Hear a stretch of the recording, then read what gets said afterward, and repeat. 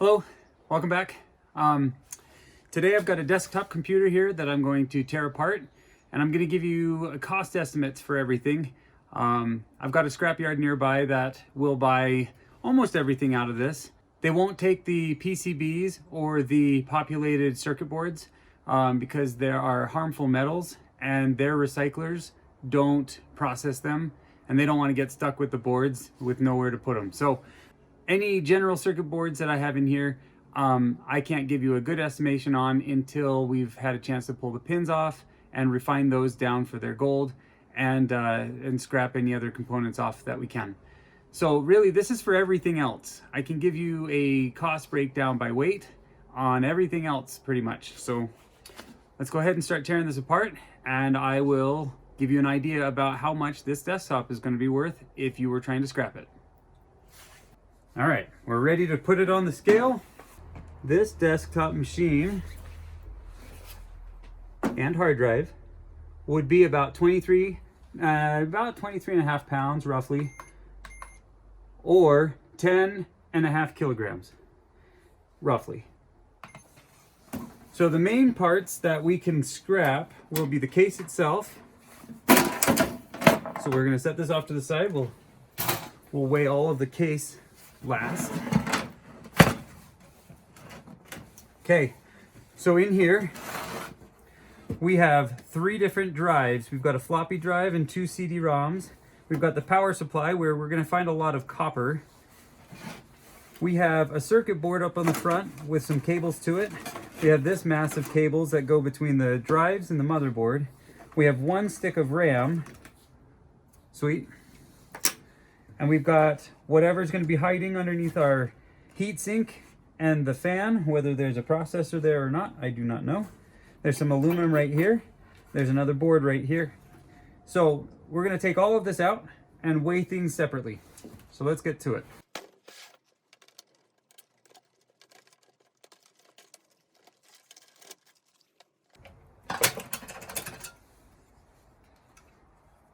Gold fingers right here. This little IC chip might have some value. This little transformer may or may not have any value. And then we've got some gold plated RJ45 pins. Actually, this is an RJ11. This is a standard modem, apparently. If you want to make your screwdriver magnetic, put a magnet on it.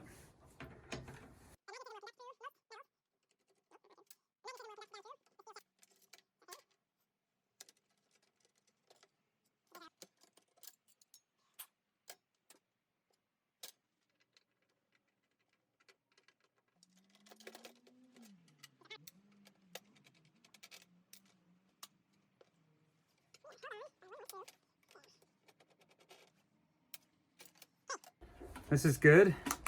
We've got our processor. This will have some pins on it. Sure does. Throw that back in there for a second. Let's take that aluminum off.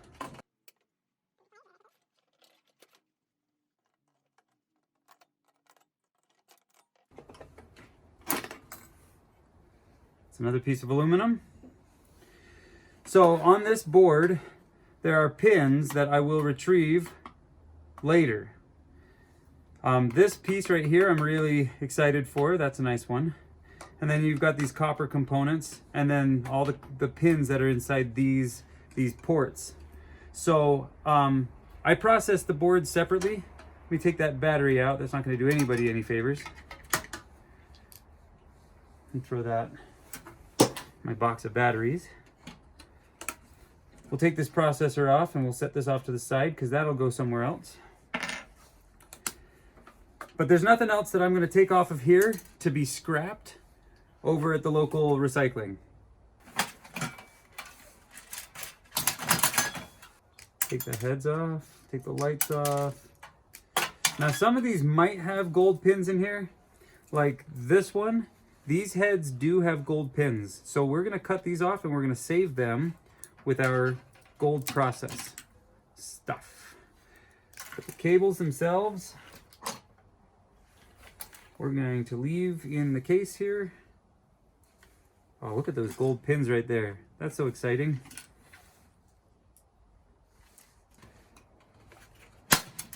There we go. So this is all plastic. I don't see a number on it, so I'm not exactly sure what type of plastic, but this plastic is likely not very friendly for recycling. We will check with our recycler. I'm going to set it over in this recycling box. Okay, so let's slide the drives out.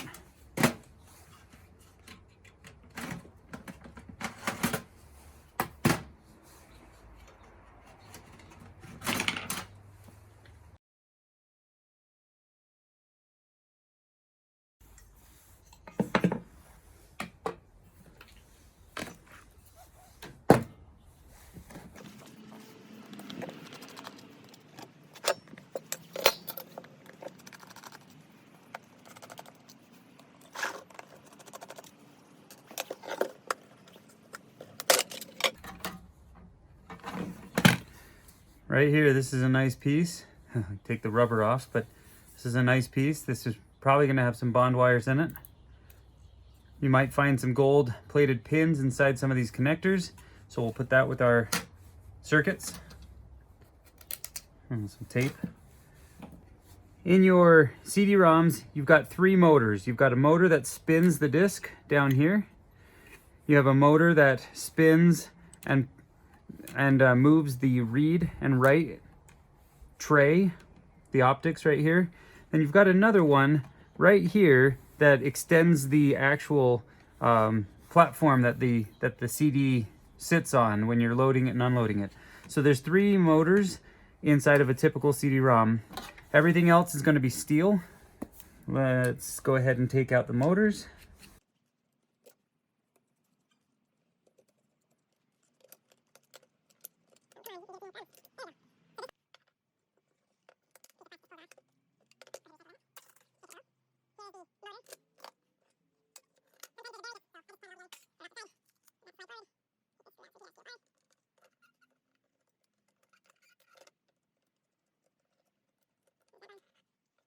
Now there's going to be a lot of interesting stuff on these optics. There can be some gold pins in here. There's all sorts of other material. There's some copper. This is something that I don't really tear apart all that much. I've got somebody who takes these from me and they process them. There are some magnetics. Often you'll find a small piece of magnetic material down inside, like a small magnet, just a little guy. And then there's the optic itself. There's our last motor. Now, I kind of did a disservice to this motor for its reusability by damaging that solder point right there. But a lot of these you can either try to sell as motors, just copper bearing motors, or if you sell them for scrap as copper, then they give like, oh, let's see, the last time I sold motors like this, I got maybe 10 cents a pound. And to give you an idea, this little guy probably isn't even a single ounce. No, maybe it's 1 ounce, but still, this guy, I'd need a whole bunch of these to even make 12 cents.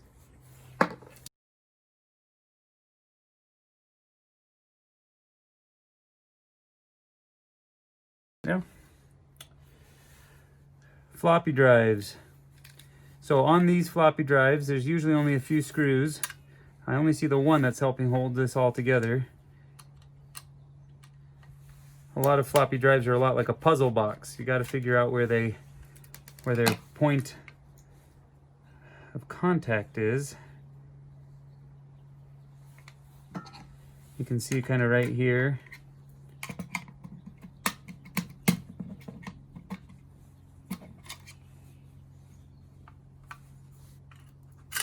There we go. And this is magnetic too. This is all going to be your steel.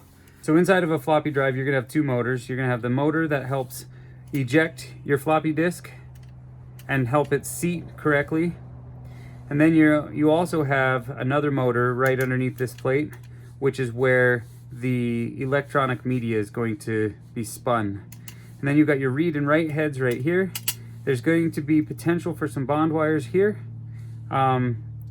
But these drives are pretty tough to take apart because of how well they're put together. They're nestled very tightly. You've got a few screws there. You got a circuit board in here. Really, the thing that I find the most value are these pins. So not even those pins are going to be gold plated. They're typically not. Yep. So a lot of these things are not going to be gold plated. If you can take off the read and write heads right here. But these ones don't look like they're going to be terribly high valued.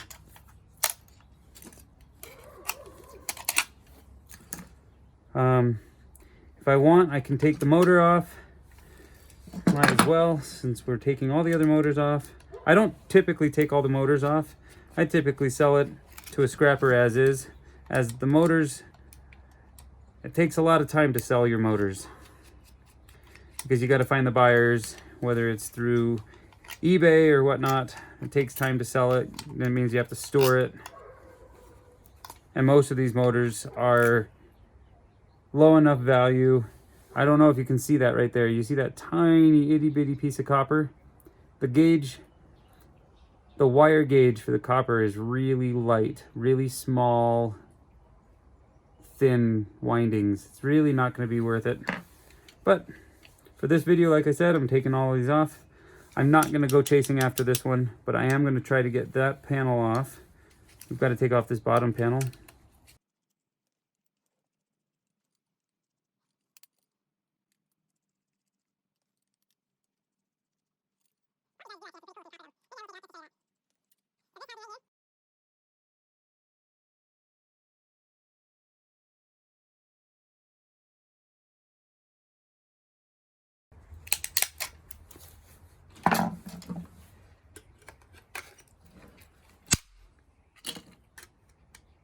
This is a standard power supply.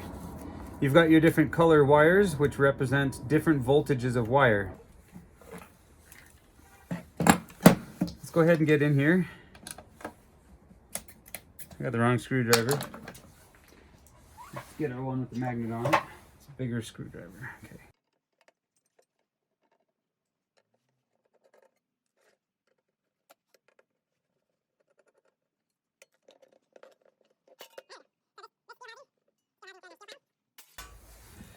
All right, in here we've got some aluminum and copper components that we're after. A fan, that'll be nice. Now there is technically copper down inside these leads. However, I don't typically process this for the copper. I know that there are people who subscribe to the channel who have reminded me that that's there. Yeah, most circuit boards have elements of copper, and your power supplies will have probably the most copper per square inch, with exception of a few specific types of boards. But your power modules usually will have really thick copper leads to be able to transfer all that power. This is going to take the power off the wall, and in the United States, that's 110. So we have a 110 that comes in, and it has to be able to navigate without burning out your electronics here.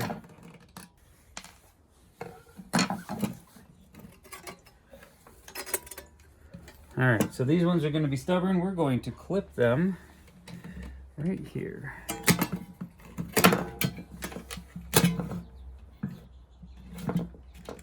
All right, let's put this off to the side for a second. Get this fan out.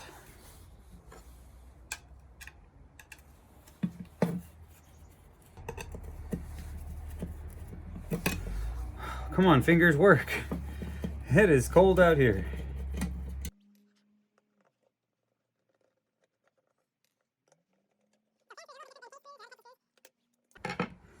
On here, there's 2 aluminum heat sinks and a whole bunch of these EMIs and copper rings. They help sanitize and clean up the power signal as it's being converted and then distributed throughout the entire system. Let's just go ahead and clip these wires.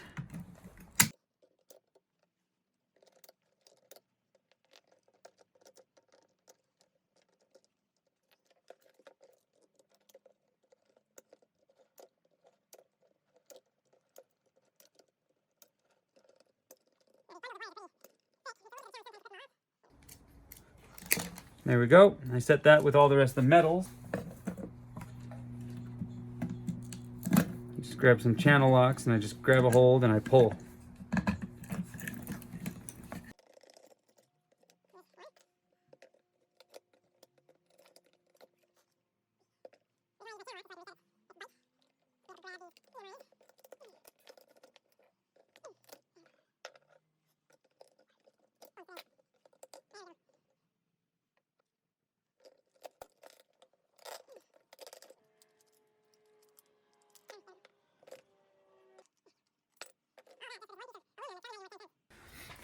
So these ribbon cables, I actually like these ribbon cables a lot.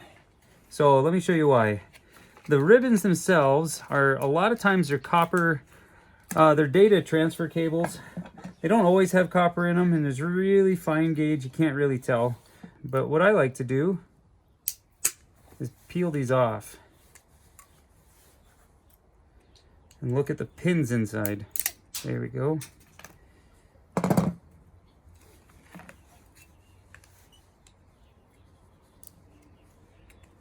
And they're actually pretty easy to get to. So this is actually going to be copper. I can see it right here. There's some copper wires in there. Yeah, you can see it real nice right there. So this ribbon's a copper ribbon. Not all of them will be. But what I like, they usually have this, the older ones will have this non-plated middle piece. But then if you look closely at this pin, it's really light on this one, but I've seen them where they're completely coated from tip to tail. But these little pins, there's I think 48 of them. I actually don't remember how many, and that's just this one. But as you look at these cables, they'll have a top and a bottom and an intermediate connector. But just about every ribbon for drives, like hard drives and CD drives, you'll have 3 per cable. So I clip those off and I set those off to the side as part of my gold recovery.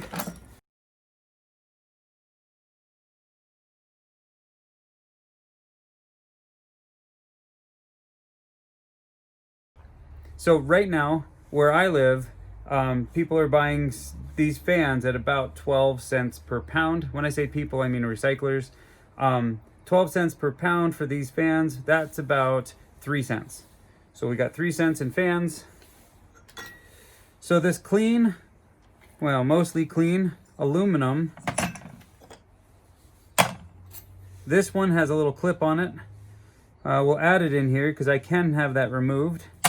But in general, this is about just short of a pound of aluminum, and the clean aluminum is going for about 30 cents a pound. So this is about 30 cents. If I remember correctly from the video that we just did, we estimated that 40% of the EMIs were going to be copper and 60% of their weight were going to be these rings and these ferrous material. So if we go 40% on about 1/4 of a pound, that puts us down below 1/8 of a pound. And right now, copper price, I actually don't know the spot price for copper today, but it's been going around 250-ish, 260 where I live. So if I were to say 1/8 of a pound of copper, let's just round down the spot price to about $2.40 for easier math. 1/8 of $2.40 would be around 30 cents. So this is about 30 cents worth of copper.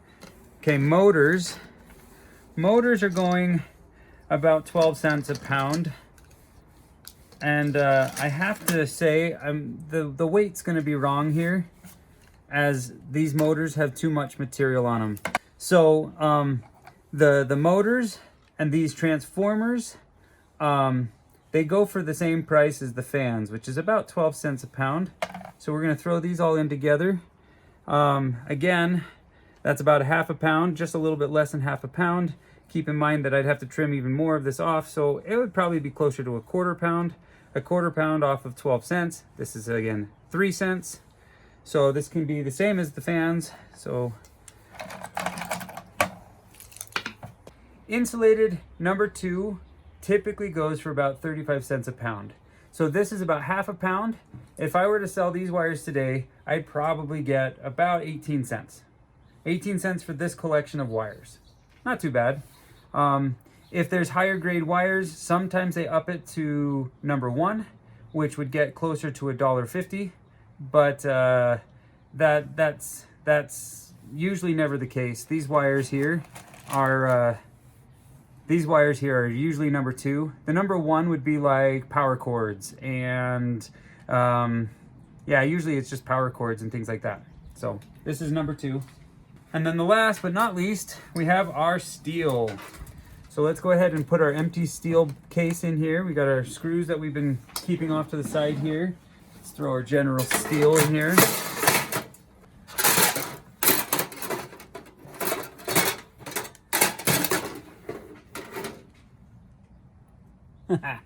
And our steel is coming in at about 15 3/4 pound. So the steel price is about 3 cents per pound, which isn't bad. Steel is definitely not the most valuable, but when you're scrapping a desktop, you've got the most weight in your steel. Really, the only thing that's missing from this video is how much the gold is worth. I don't have a good estimate on this machine.